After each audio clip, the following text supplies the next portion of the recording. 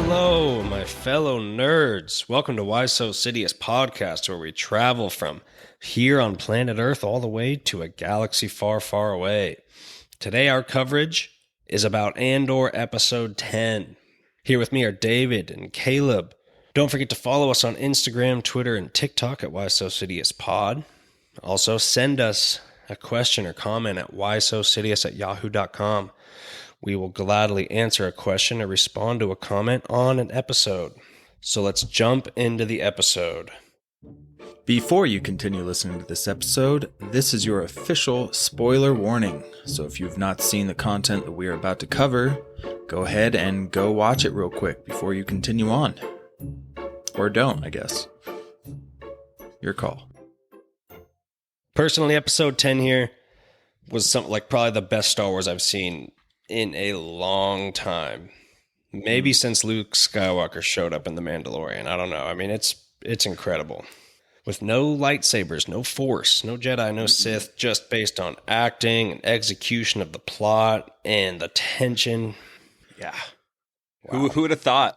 Who would have thought we'd get some of the best Star Wars just by having really good writing and dialogue?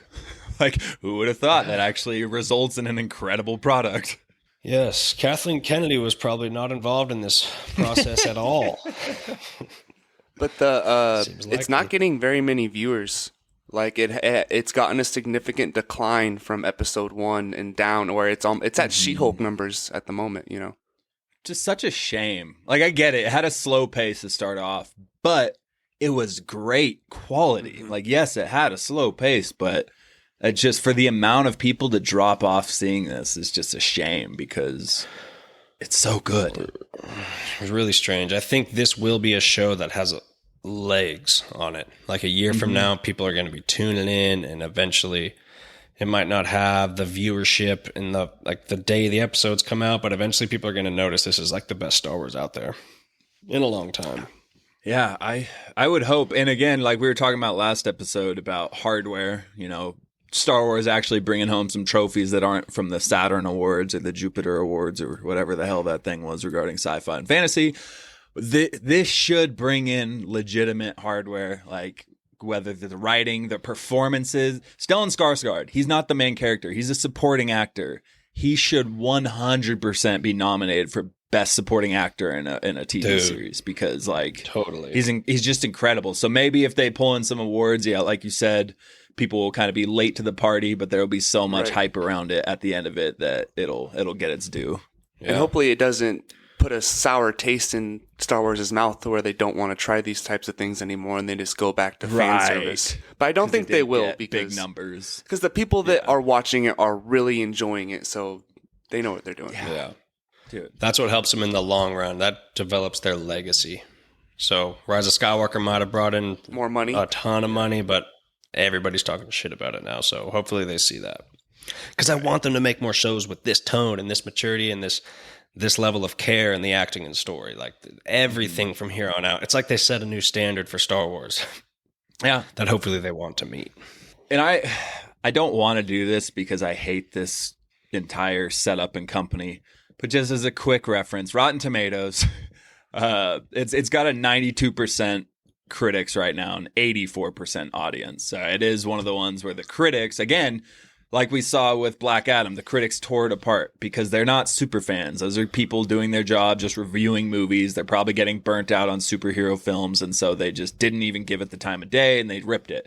Whereas this is something where critics who are really focused on the depth and more substance kind of deal, this has it. This has the creative writing and the really, really unique kind of style of things where critics really like it. So it doesn't surprise me that it's doing well with critics.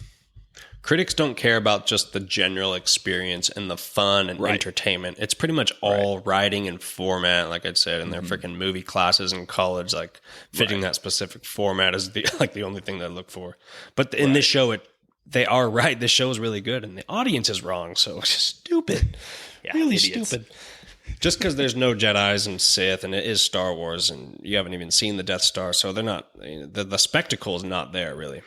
But it's such a good show. And a lot of people are just kind of checked out already because of Boba Fett and Kenobi, to where they don't even really give Andor a shot. Kind of like They lost trust. But Solo. that word of mouth should carry it.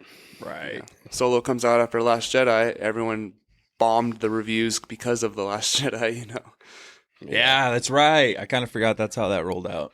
Which Solo is actually kind of fun to watch. Exactly. And I don't think they should have made an origin for that character after you just brought Harrison Ford back to reprise his role in The Force Awakens. Then I don't know. But whatever. It's still fun to watch.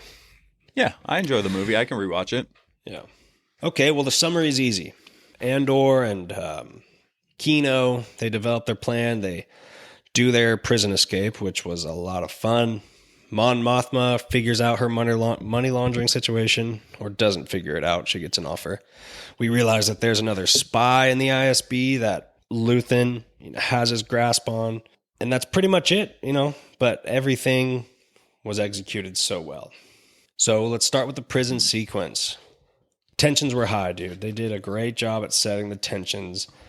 The urgency of Cassian wanting to execute this plan now. Like, we have to do this tomorrow.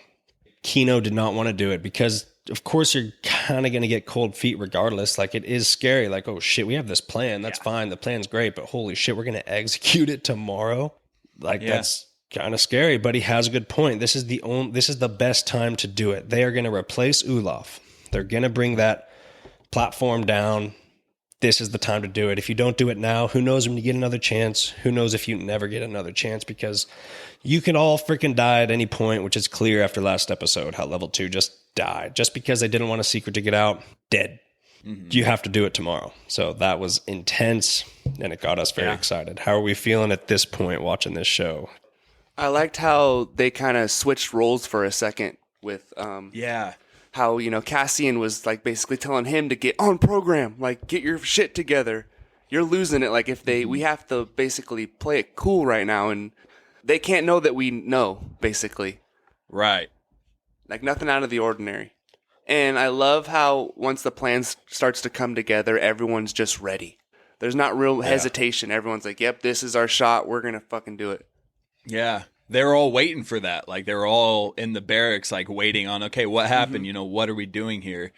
But, dude, that was just, there are so many amazing scenes that just have two people talking. And there was a lot of it in this episode. And that start, like you said, they kind of switch back and forth.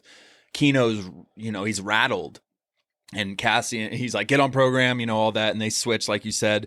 But then they have that line where Kino's like, they have power. And Cassian's like, power doesn't panic. That's not power. Yeah. They panicked right there, and they're going to continue to panic.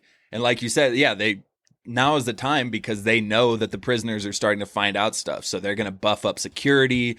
They're going to be in lockdown here, if not just wiping people out. But yeah, that power doesn't panic line was just, it hit so hard. It was just incredible acting by Diego Luna. And of course they're ready. Of course they're ready to implement the plan. He just says 5,000 men are about to find out they are never leaving here alive. And he said, of course, I would rather die trying to escape than just sitting here dying, working for the Empire. Right. Yes. Giving them what they want. Dude, and that was so cool because Cassian, gives him that line. He's like, exactly like you just said, would rather die doing that, giving them what they want. Now is the time. And then when we see later so he brings Kino up to give the big speech to everybody, which is just another example of Cassian being so freaking smart. They break out of that little prison thing and, they're like, let's go, Kino, let's go. He's like, we need to hold this floor. And he tosses a gun to somebody. He goes, let somebody else do it because he knows Kino is the voice the prisoners need to hear. He is the senior leadership here. It's not going to be Cassian. He needs to be Kino. So he called that out in the heat of the moment and everything, knew to bring Kino with him. And then to see Kino kind of struggling and Cassian's like, that's all you got? Like, wake up, bro. That's not enough. Like, wake up. And then he looks at Cassian and he starts repeating Cassian's lines, It's like, now is our time. This is our only chance. There's one way out. If somebody's struggling, make sure they keep going until we get to the end. Like, it was just such an inspiring speech. Dude, like so motivating, so inspiring, and all done through the same mic that Han has his classic, this was a boring conversation anyway, and blast the mic. I don't know if you guys noticed that, but it's the exact same mic setup from A New Hope when Han's calling into security there. That's funny. But dude, just incredible speeches by Andy Serkis. I was waiting for Cassian to be like, did you write that down or did you come up with that from the top of your head? He's pretty good at that. like Sam and Winter Soldier when Captain America gave that big speech Right. over the shield, which I always thought was so cringy for him to react that way. Just like the camera kind of just quieted down, looked at Sam, and they had this intimate moment. And he's like, "Oh, did you come up with that on the top of your head?" Like I was like, "All right, come on." It was cool, but his speech also before they went to bed for their last night before the execution. Yeah. He's struggling with the idea of, executing this plan, and he just yells, "No one is getting out."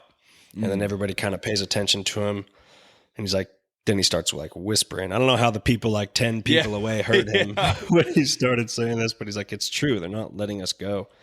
So, good nighttime speech. And then when he wakes up the next day, all of his reluctance was gone. Like right when he wakes up, he's like, okay, we're fucking doing it. Like, here we go. Here's the plan. So he's fully committed at that point as soon as they wake up. What did he say? He was like, I'm counting myself as dead already. We'll see what happens from here on out. It's like, oh, like that line hit a lot. I kind of got goosebumps when he said that. Like that's the thing to say right there. They also mentioned, I forgot if it was Cassian or Kino who said it, but they're like, whatever they're making here is clearly something they need, which to me was like confirmation. Like, this is Death Star. Like the most low-key confirmation ever. I think it's a fair assumption to make at this point that was Death Star material. Yeah. So with this big prison escape, I wonder what the next program they're going to manipulate people, the next program that's going to be designed to build the Death Star. The poor other prisoners in other prisons, like, they're screwed now. Well, those Every other prison is going to be locked down. Yeah, there's like 6 prisons in that ocean, right? It showed. Yeah, I just meant across the galaxy, like other prisons now. Like once the Emperor gets word of this and everything, like they thought the robbery on Aldhani kicked them into gear and doubled up prisoner life sentences. Like you just had however 5,000 men or whatever escape right there. Like yeah, that's a tough look. And wait until the ISB figures out Cassian was at that prison too, and he was involved in another fucking massive event.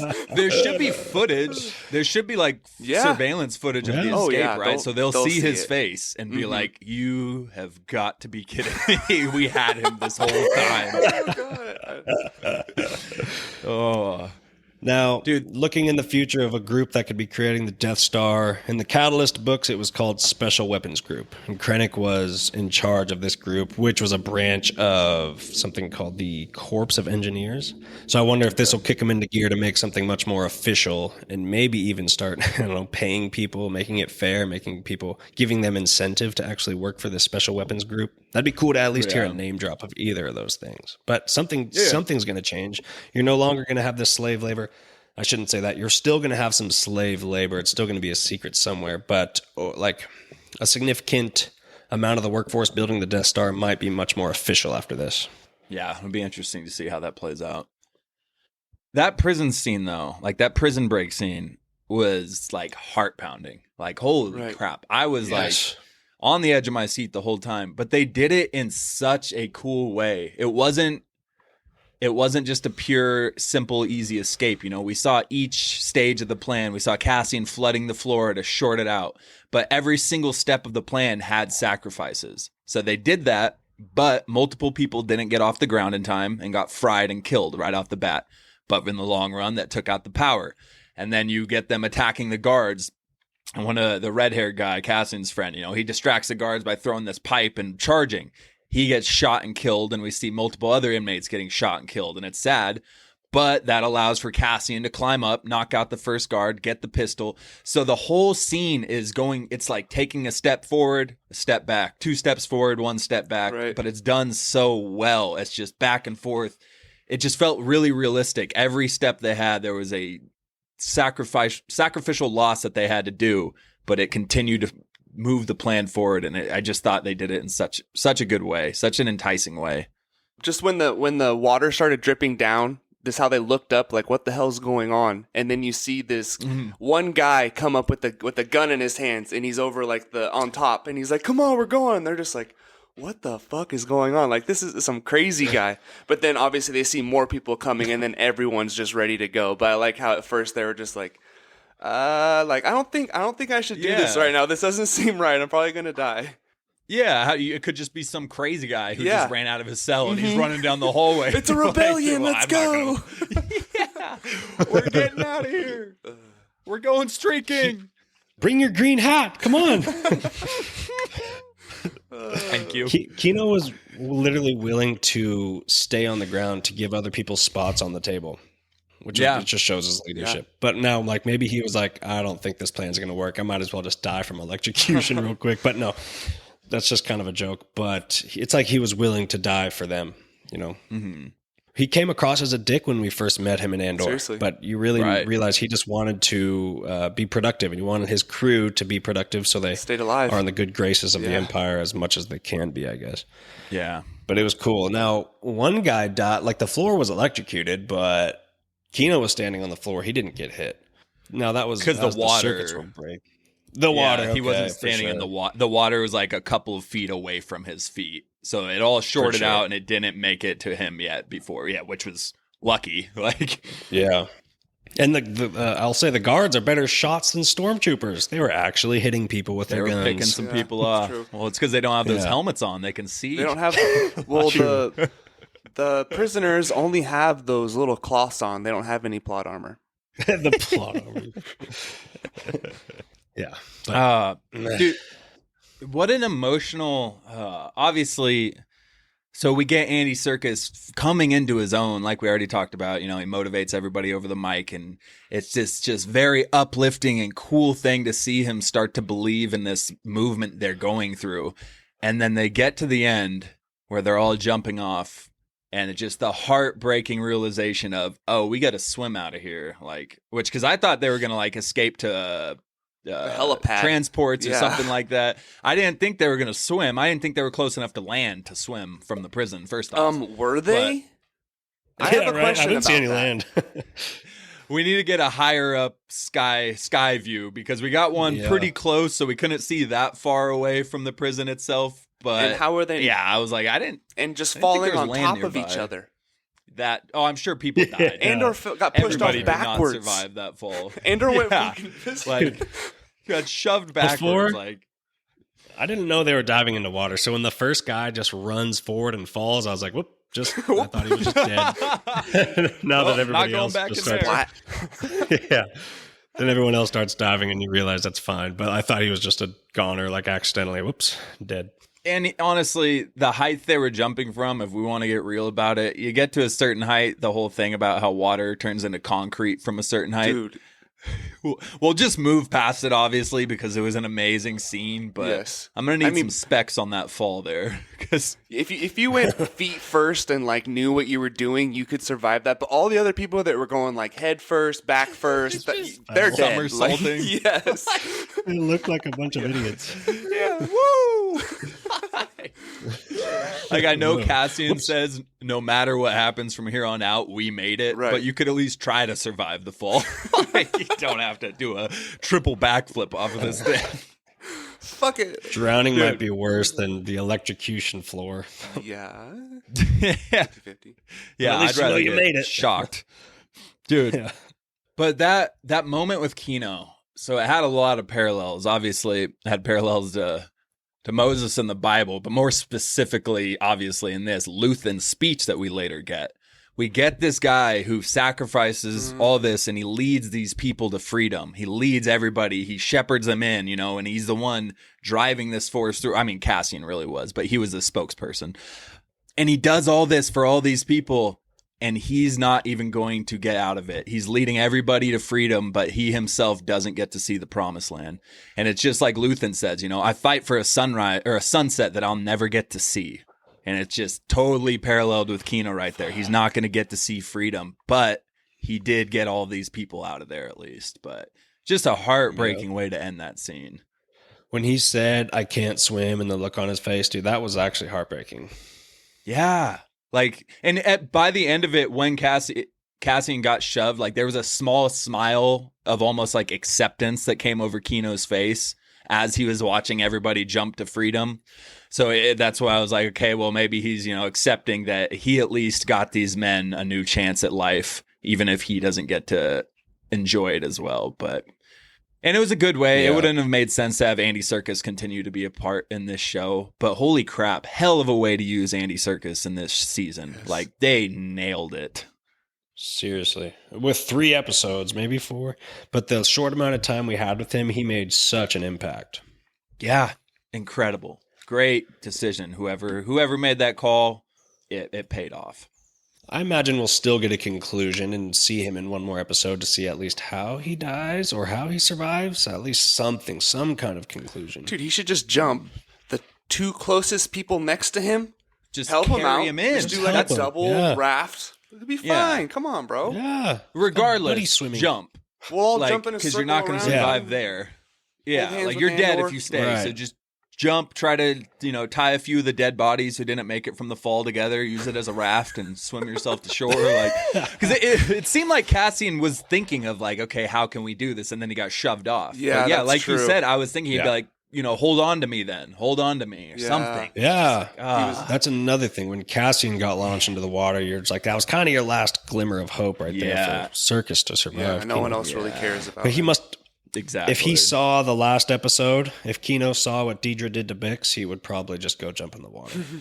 Yeah. Oh, I'm not no. staying behind for them to come. Oh. Yeah. Oh no, what if he does get... They're going to interrogate What if him he to gets get in- Cassian information. Oh no. Oh, no. Not Jump. Circus, bro. Jump, Just jump. Kino. Jump. He's probably still there waiting. Just jump. Dude, Yeah. Dude. that'll be Right now. that scene when they put the headphones on him and we get Andy Serkis's reaction to this children screaming. He'll kill it. Oh, He'll that's act it gonna out be good. Yeah, I was going to say he'll They kill give the that. same exact speech. Tells the story about the children on that planet. That would be kind of like Twilight Zone creepy, though. Yeah. Yeah. Dude, we might get that. I didn't even consider that. I honestly thought we'd Right. just be done with him, but That would be we good. might get a Kino torture scene. Shoot. I'd prefer him Yeah. to just be done. Mhm. I don't want to see him go through that. One other line I really liked from Kino is when he said, "There are 5,000 of us. If we fight as hard as we've been working, we will be home in no time." Yeah. As he's giving that speech. Pretty much everything he said was solid. Oh, it was just perfect. And seeing the guards hiding behind the doors with their tasers, just like trying to be quiet as they're just sweating, scared to death. I thought that was a really cool little scene there. Yeah. All right. Let's talk about our new character, Lonnie. We didn't see Lonnie before this, correct? Yeah. we have.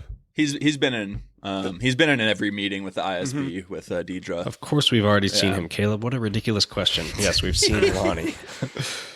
Yeah, he's not He- the pretty low key. he's not the Tarkin lookalike. He's the other No. guy that's kind of on his level. Yeah, every Yeah. once in a while he pitched in like an idea that For Partagaz sure. was For like, sure. okay, yeah. Low key kind of guy. I didn't really notice him until now, but I mean, Hey. this is where he starts to He's shine. been doing a good job then.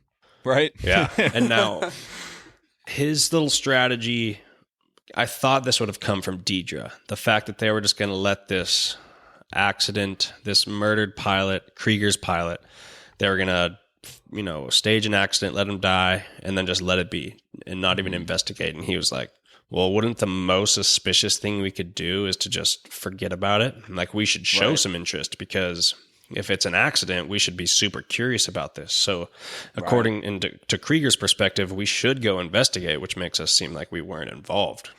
That just seems like an out-of-the-box thing Deedra would have suggested. Right. She seemed like upset by that, by him. Yeah, she's like, Suggesting fuck, that. that's a good idea. Kind of Should've like, it said makes that. sense. Like, yeah. So that's all good, and then we find out he's a spy as he goes into the elevator, picks up his little earpiece, and starts talking to Luthen. So big twist there. Which, didn't we like theorize? I think we were all saying, like, I don't think there's any rebel spies there yet, Yeah. Well, I don't think they've Yep. infiltrated yet, but apparently Luthen's already on it. Apparently Luthen already infiltrated the ISB, which, how? Yeah, we underestimated it. We mentioned Yeah. that there might be a spy, but it's unlikely because they don't have that kind of pull yet. Yeah. And of course, as soon as he gets out of the elevator, first of all, Luthen looked like a damn Sith, looks dude. sick. When he opened that elevator, The cloak. and he had this black clothing with the cape. It was dope. Looked pretty ominous, pretty menacing, and it was freaking dope. So before they even start meeting, though, Luthen tells him it's totally fine. They're looking for this Axis situation. Apparently, there's like multiple rebel groups. Like Yep. Yeah. Axis and Saw's Luthen might be different. group. Yeah. Saw's group, yeah, because they said when he was talking to Saw, he was like, "Was this you?" And he's like, "No, I thought it was you." Apparently, there's a lot of different rebel groups, so that's cool. Mm-hmm. Luthen starts talking about his daughter, which that's his leverage apparently, which is pretty freaking evil. Like all the evil stuff Luthen has said, everything started making sense once he gave that amazing monologue, pretty much explaining his side of the story. It was amazing. He gets asked, "What do you sacrifice?" And he just goes off. He's like, "Kindness, kinship, love. I've given up all chance at inner peace. My mind is a sunless space. I share my dreams with ghosts," which is like people who have died for the cause, that he's led to their death for the overall cause. He's like, "I'm condemned to use tools of my enemy to defeat them. I burn my decency for other people's future. I burn my life to make a sunrise that I know I will never see."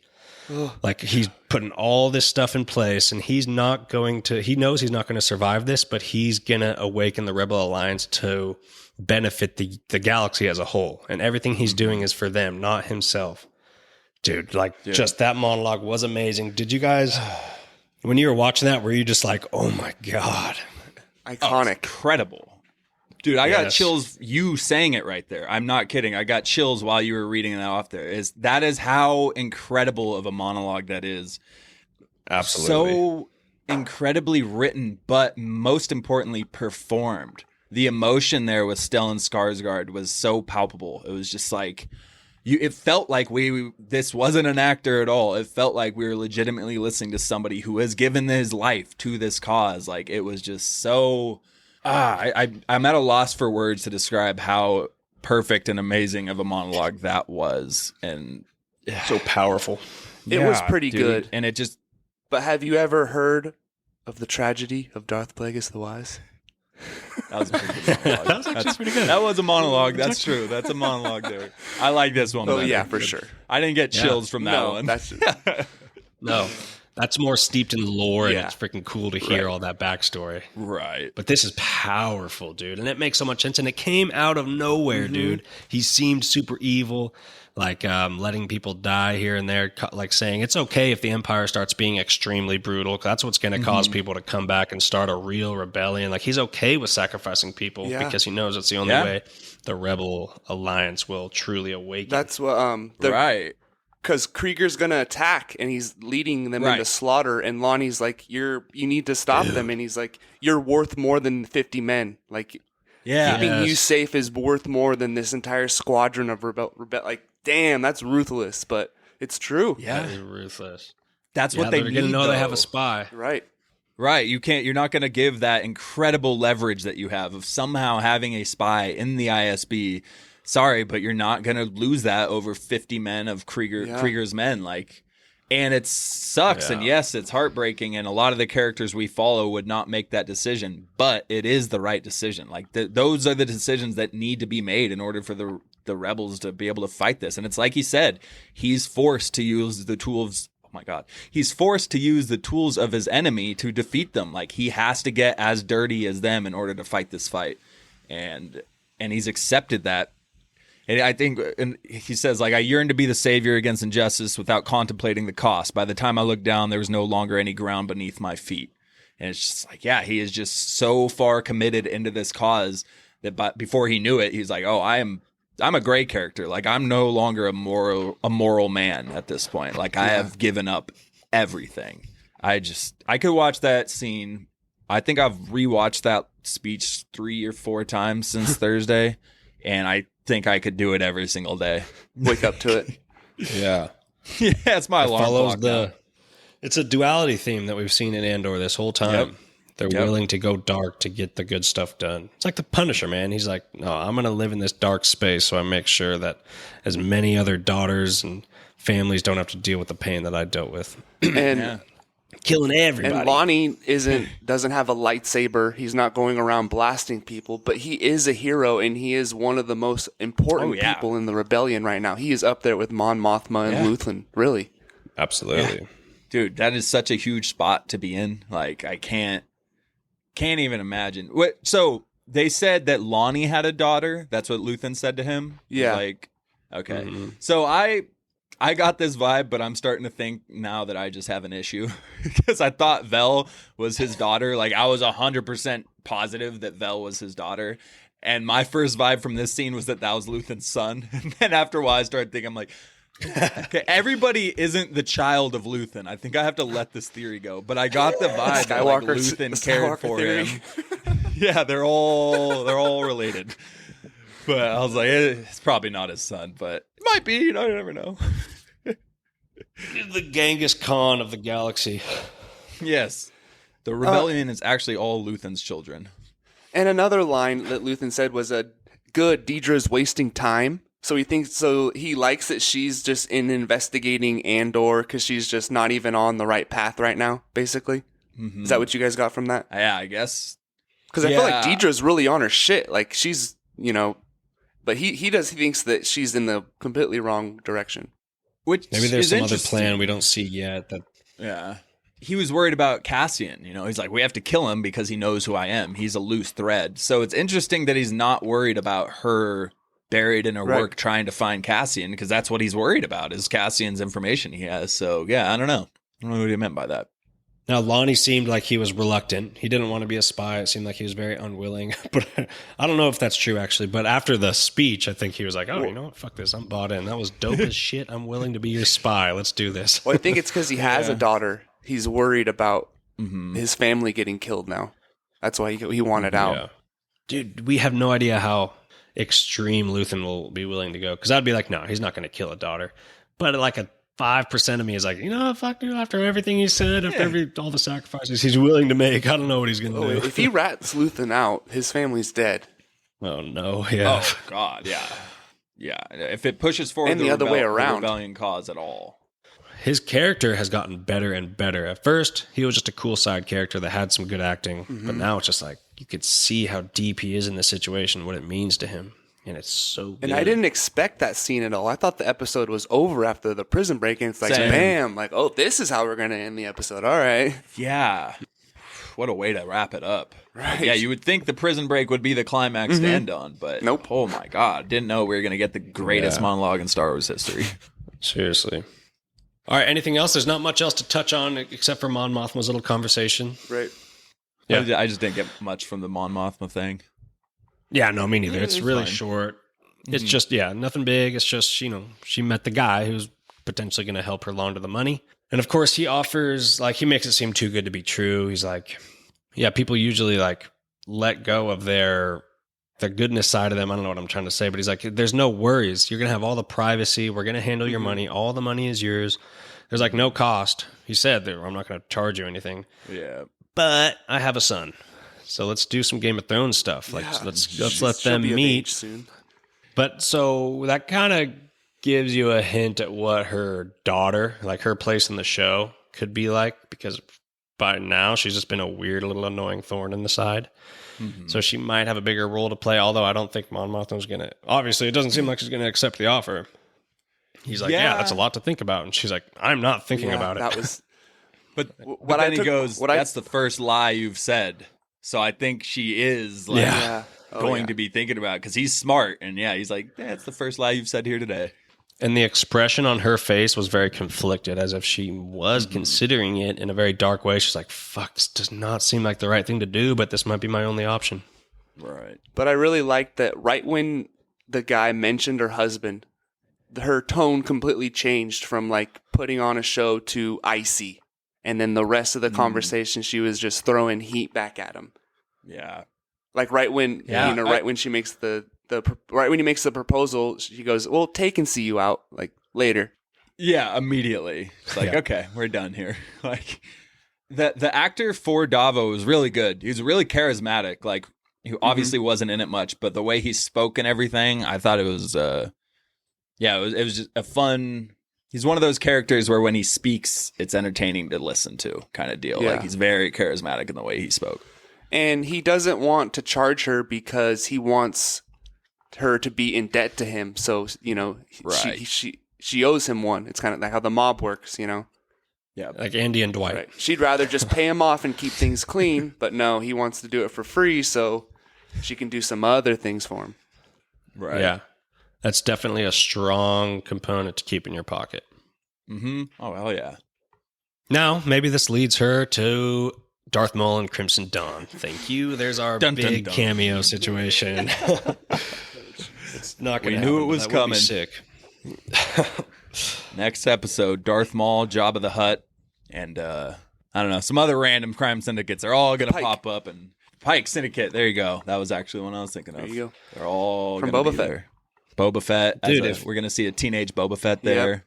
Yeah. Tusken Raiders. We didn't expect to see Darth Maul show up in Han Solo, but he did. You never know. not Maybe at they all. got big plans for Han Solo. I mean, Han Solo, Actually, the synopsis for next episode says Andor arrives on Tatooine. wow. I don't want to go back to Tatooine. No, I'm joking. It's a joke. It's a joke. Oh, I was like, what the hell, dude? I don't want to go That's how back to bad it is, Tatooine. though. I believed that immediately. Like, I didn't even doubt that for a 100%. second. It was just like, we're going back to Tatooine, I All guess. right, well, every show has to. All right, well, should we wrap it up and give some ratings and overall thoughts? Shoto. All right, Dave, why don't you start us off? All right.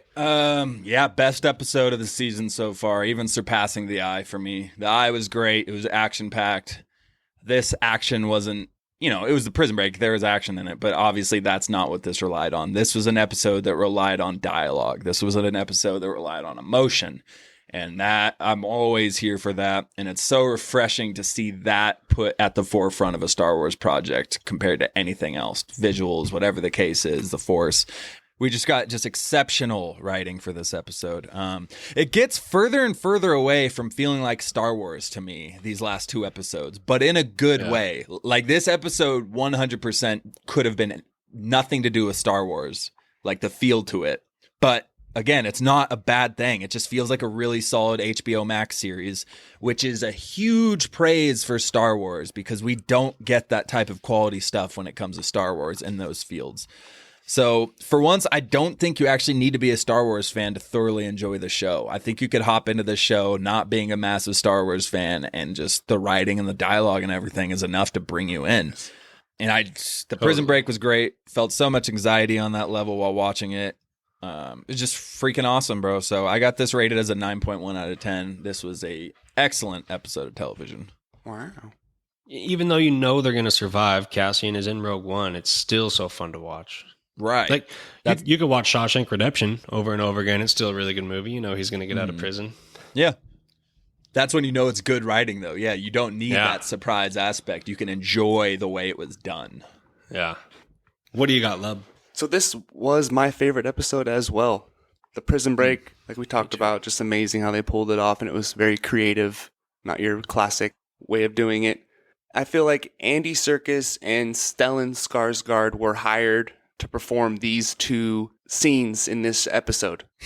With Andy's speech over the intercom, kind of sounding like Snoke, and then we have Luthen at the end, and that monologue was just amazing. Like, I'm sure they read those lines first to get the acting jobs, that's what they had them do. Right.